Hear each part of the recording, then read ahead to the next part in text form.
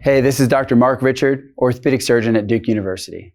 And today on Diamond Doc, we're going to talk about sliding injuries. Sliding is a part of baseball, but all slides are not the same. There are obviously head first and feet first slides. Each of these presents their own risks for injury. But the situation and location of the slides matter too.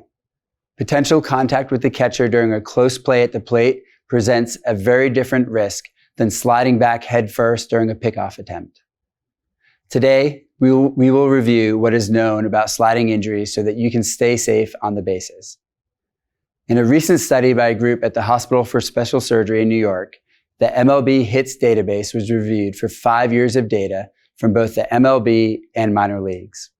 All sliding injuries were recorded and the specific features of the slide and the injury were evaluated. Furthermore, a 3-month subset of all MLB games from one season was analyzed to determine the frequency of sliding and to further understand the frequency of injury. So what did the researchers find?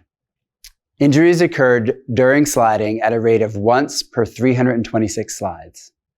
More injuries were sustained during feet first slides than head first slides, 56 versus 44%. But that rate is similar to the percentage of slides that are feet and head first respectively. Over half of all injuries occurred while sliding into second base.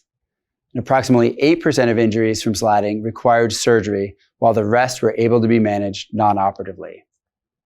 The average time out of play was 14 days, but as expected, the duration correlated to the severity of the injury. Injuries requiring surgery accounted for an average time out of play of just over 2 months. Lastly, and intuitively, the most common injuries sustained were to hand, fingers, or the ankle, depending on the type of slide. So in summary, sliding injuries are relatively equally as common with feet first and head first slides. Injuries are 4 times more likely to occur at second base than any other base. And 92% of injuries can be successfully treated non-operatively. If no surgery is required, players typically miss 2 weeks.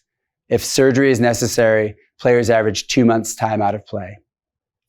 Do you have other questions about sliding injuries? Please respond in the comments and ask your questions using the hashtag USAB mailbag.